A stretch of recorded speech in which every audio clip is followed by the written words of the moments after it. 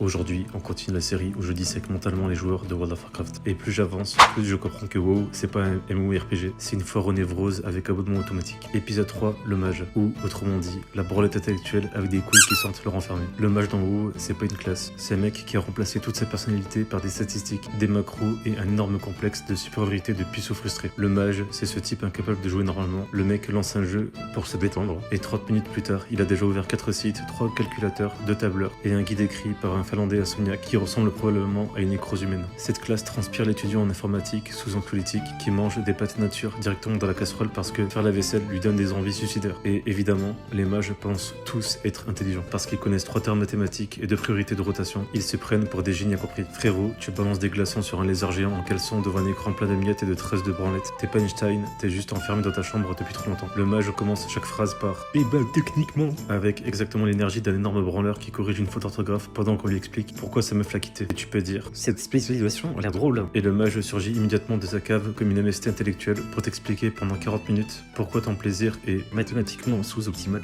Et évidemment, les mages pensent que toutes les autres classes sont débiles. Le mage regarde un guerrier comme un vegan regarde un barbecue, avec du mépris et une énorme envie de casser les couilles. Et leur obsession de l'optimisation, bordel. Le mage peut passer 9 heures à gagner 0,2% de dégâts supplémentaires. Par contre, ça fait 4 mois que son drap sent le cul chaud, la sueur froide et le sperme séché. Et parlons de leur physique IRL. Les joueurs mages ont toujours l'air d'avoir été élevés dans une cave nucléaire. Peau blanche, de cadavres administratifs, cernes de chauffeurs routiers sous crack, dos courbé comme une crevette morte, leur corps entier ressemble à un bug sanitaire. Cette classe a l'énergie terrifiante d'un mec qui possède un setup à 5000 balles, mais qui hésite à acheter du dentifrice parce que ça attendra le mois prochain. Et leur gameplay, bordel, ça clignote dans tous les sens, ça spamme des raccourcis absurdes, on dirait une tentative de piratage russe pour récupérer des photos de pied. Et évidemment, les mages adorent étaler leurs connaissances inutiles. Le type peut expliquer précisément comment optimiser un combat, mais il est incapable d'expliquer pourquoi aucune femme n'a jamais voulu rester dormir chez lui sans avoir envie d'appeler les secours. Le joueur mage ne veut pas être fort, il veut ressentir, pendant quelques heures, l'illusion qu'il vaut mieux que les autres êtres humains, même si c'est dans un univers où des vaches parlent et où des pandas font du kung-fu, parce qu'au fond, le mage passe tellement de temps à vouloir contrôler un univers fictif que la vraie vie lui donne immédiatement envie de chialer et commander Uber Eats. Et le plus tragique dans tout ça, c'est qu'après 20 ans passés à optimiser chaque détail de personnage imaginaire, les joueurs mages sont toujours incapables d'optimiser un truc beaucoup plus simple, prendre une douche et fermer leur gueule 5 minutes.